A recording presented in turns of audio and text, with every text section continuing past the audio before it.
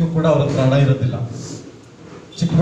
ಬೆಂಗಳೂರಿಂದ ಚಿಕ್ಕಬಳ್ಳಾಪುರಕ್ಕೆ 70 ಕಿಲೋಮೀಟರ್ ನಡೆದುಕೊಂಡೇ ಬಂದು ಅವ್ರ ತಾಯಿಯಾದ ವೆಂಕಟಲಕ್ಷ್ಮಮ್ಮನವರು ಪಾತ್ರೆ ಪಡಗಗಳನ್ನೆಲ್ಲ ಮಾರಿ ಅವರಿಗೆ ಫೀಸನ್ನು ಹೊಂದಿಸಿ ವಾಪಸ್ ಕಳಿಸ್ಕೊಡ್ತಾರೆ ಬೆಂಗಳೂರಿಗೆ. ಅವರಷ್ಟೆಲ್ಲ ಮಾಡ್ಕೊಂಡು ತೊಗೊಂಡೋಗೋಷ್ಟೊತ್ತಿಗೆ ಈವ್ನಿಂಗ್ ಆಗಿಬಿಡುತ್ತೆ, ಸಂಜೆ 4 ಗಂಟೆ ಆಗುತ್ತೆ. ಅಲ್ಲಿನ ಸಿಬ್ಬಂದಿ ವರ್ಗ ಫೀಸನ್ನು ಕಟ್ಟಿಸ್ಕೊಳ್ಳೋದಿಲ್ಲ. ಈಗಾಗಲೇ ಸಮಯ ಆಗಿದೆ, ನಾನು ಫೀಸ್ ಕಟ್ಟಿಸ್ಕೊಳ್ಳೋದಿಲ್ಲ ಅಂತ ಹೇಳ್ತಾರೆ.